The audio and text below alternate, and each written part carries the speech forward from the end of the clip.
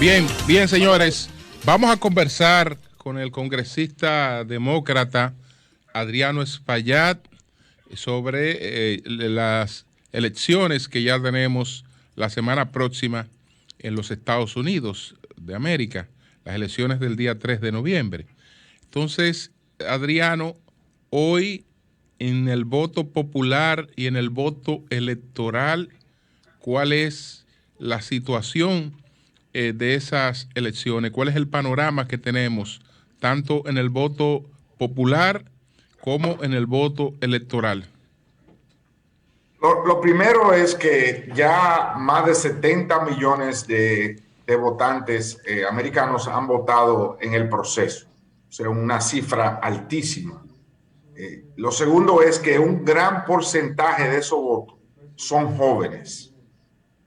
El gran fenómeno de estas elecciones es que la juventud se levantó a ir a votar.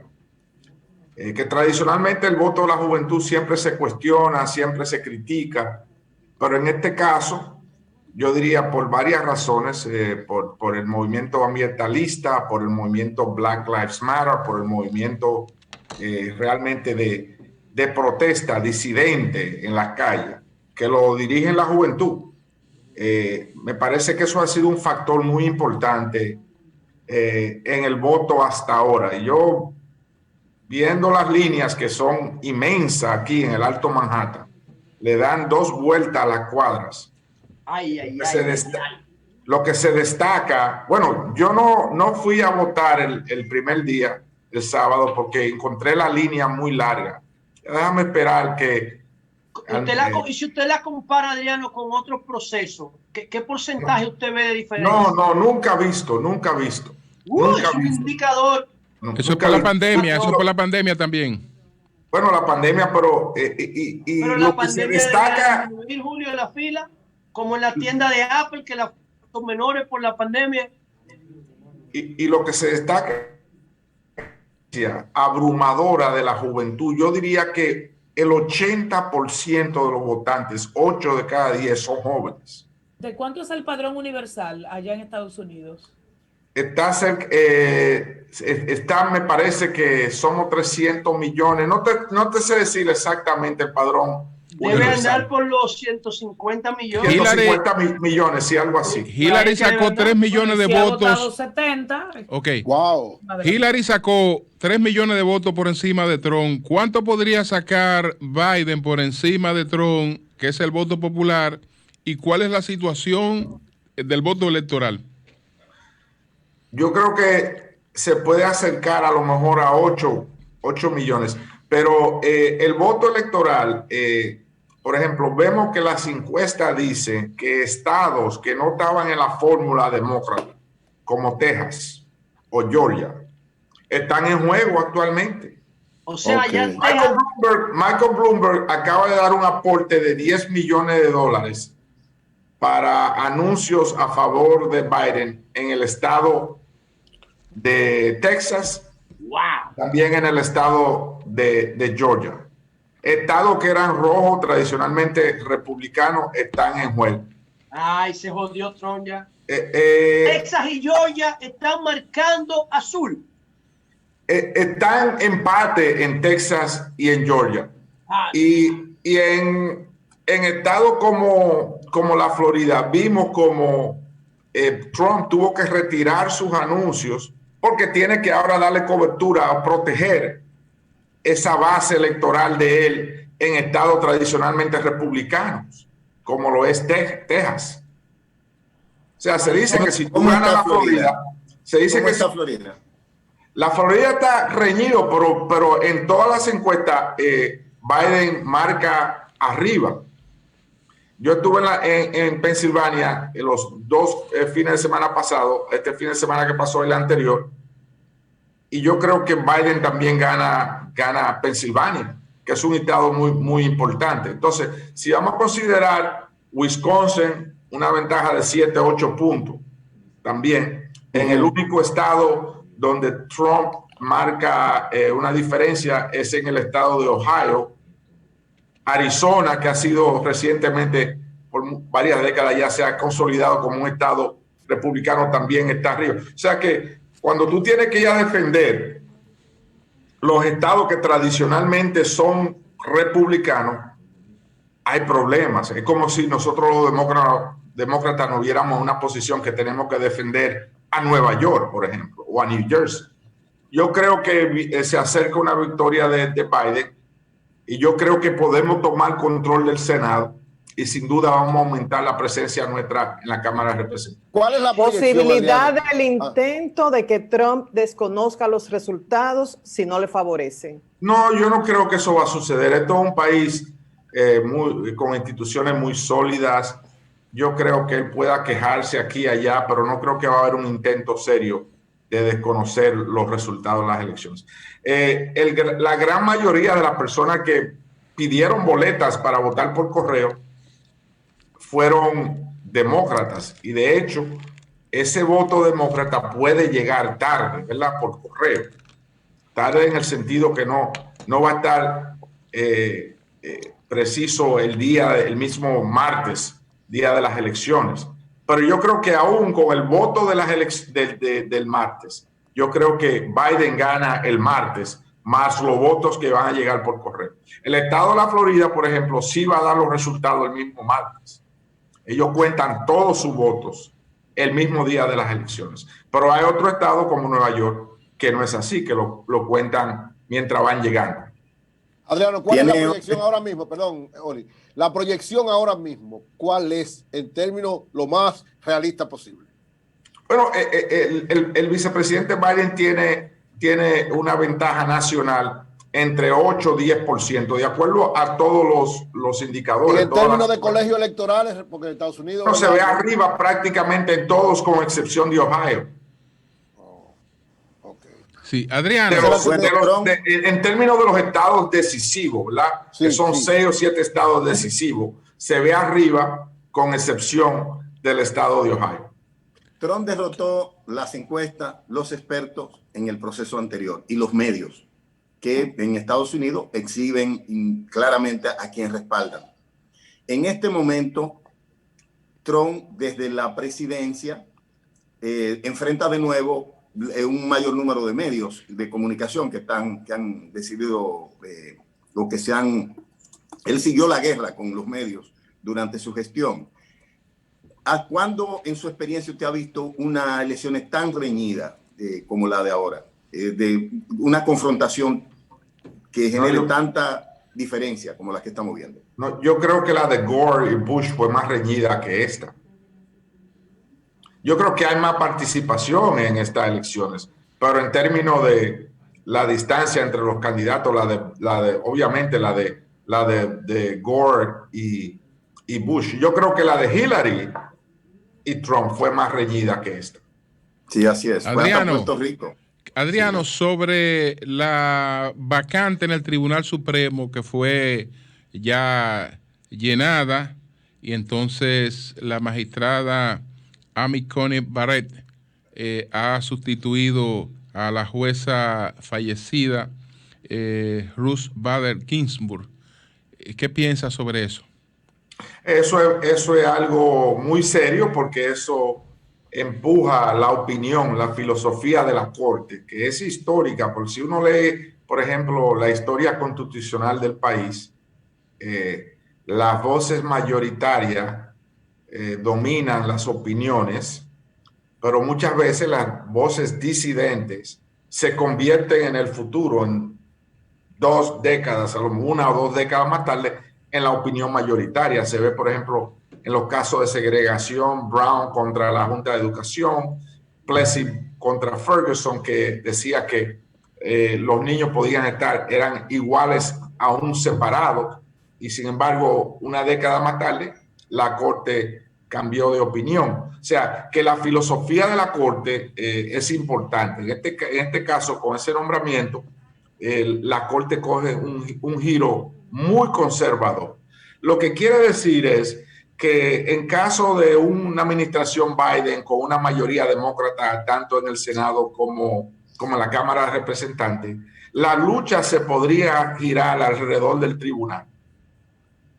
Como nosotros mismos hemos hecho contra las órdenes ejecutivas del presidente Trump, que hemos acudido a los tribunales para frenarla, es posible que el Partido Republicano también acuda a una táctica de llevar lo que pueda llevar constitucionalmente al tribunal para frenar las iniciativas del presidente, del futuro Adriano, presidente Joe Biden.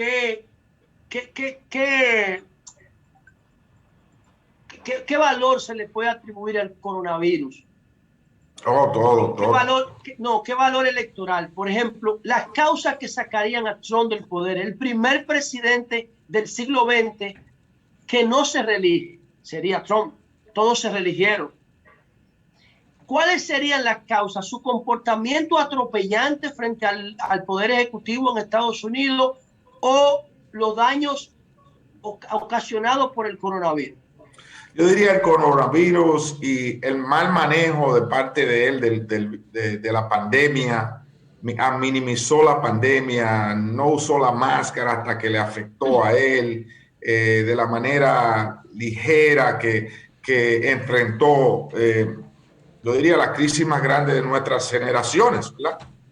Yo creo que eso le afectó mucho porque la economía estaba creciendo y estaba en buena condición.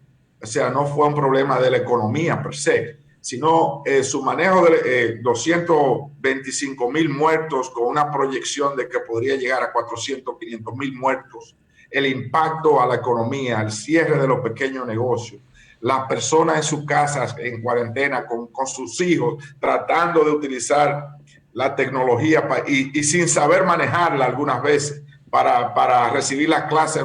Todo esto, el trauma de la pandemia, yo creo que lo socavó. Señor Espaillat, dos preguntas. La primera tiene que ver con el voto electoral en los Estados Unidos. Estados Unidos mantiene una tradición bastante antigua en ese sentido, que hoy día para muchos no tiene ni siquiera sentido. Correcto. ¿Hay alguna discusión de cara a que en el futuro esa manera de votar cambie? Esa es mi primera pregunta. Y la última, que no tiene que ver con las elecciones, sino con una denuncia gravísima que usted elevó hace ya unos días respecto a que mujeres inmigrantes estaban siendo esterilizadas sin su consentimiento en lugares de detención. Lo primero es que con referencia al colegio electoral, aunque sí es un modelo antiguo, es un modelo que protege al chiquito y trata de evitar la tiranía de la mayoría. Entonces, es un modelo que le dice, similar a la composición del Senado, que le da 2 senadores a Vermont, por ejemplo, un estado muy pequeño. Muy pequeño. Y le da 2 senadores a California, el estado más grande, protegiendo al pequeño, al chiquito, a la voz pequeña, disidente alguna vez. Ese es básicamente la espina dorsal de lo que es el colegio electoral. Pero también en manera técnica, ¿verdad? Para poder lograr un cambio a ese sistema, se tiene que acudir a cada una de las legislaturas estatales de cada estado. De manera que uno va a tener también que acudir a Vermont, que se beneficia, o mejor dicho, un estado como Ohio. Que no va a querer que eso se cambie. Que no va a querer que eso suceda. Entonces, por tal razón, yo creo que va a ser muy difícil, si no imposible. Con referencia a las mujeres, bueno, las 5 mujeres dominicanas ya llegaron a la República Dominicana, fueron deportadas como ellas lo querían. Ha subido el número a 51 mujeres porque ICE, el departamento de ICE, no ha compartido toda la información con los abogados y la prensa que está investigando el caso del centro de detención en Irwin, Georgia. Pero ya antes de ayer, el LA Times, el Times de Los Ángeles, publicó un artículo bien amplio donde destaca la opinión de científicos y médicos en torno al trato que han recibido esas mujeres. Si realmente está dentro de los parámetros de la medicina, de cómo se deben de tratar. O sea, el consentimiento es el tema principal en esos casos. Si uno no sabe muy bien cuáles son los tratamientos o los procedimientos que uno está recibiendo, uno no puede realmente dar consentimiento a ellos. Entonces, de eso es que se está hablando.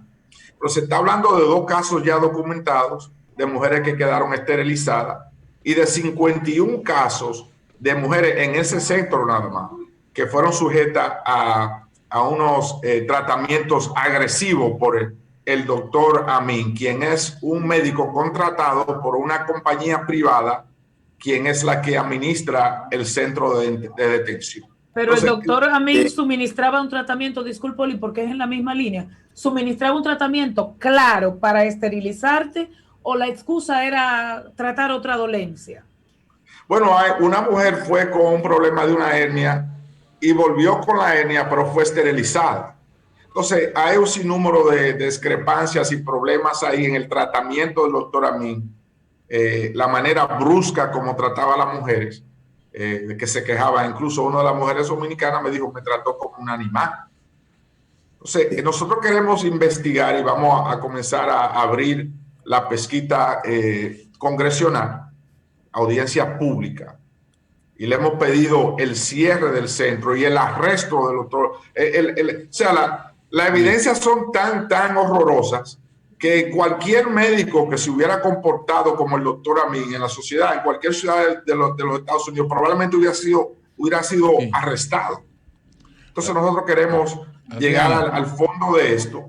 No solo en ese centro, queremos ver si esto es algo sistemático, porque esto es una compañía privada de nombre La Salle que administra el centro de detención y contrata al doctor Amin, y queremos ver si el factor económico, el factor de dinero, tiene algún impacto, alguna importancia en los tratamientos que se le está dando a esa mujer y el trato que se le dio también. Nosotros queremos indagar sobre eso. Yo creo que vamos a lograr la investigación. Ya el doctor Amin no está brindándole servicios a esas mujeres en el centro de detención, aunque todavía sigue practicando medicina.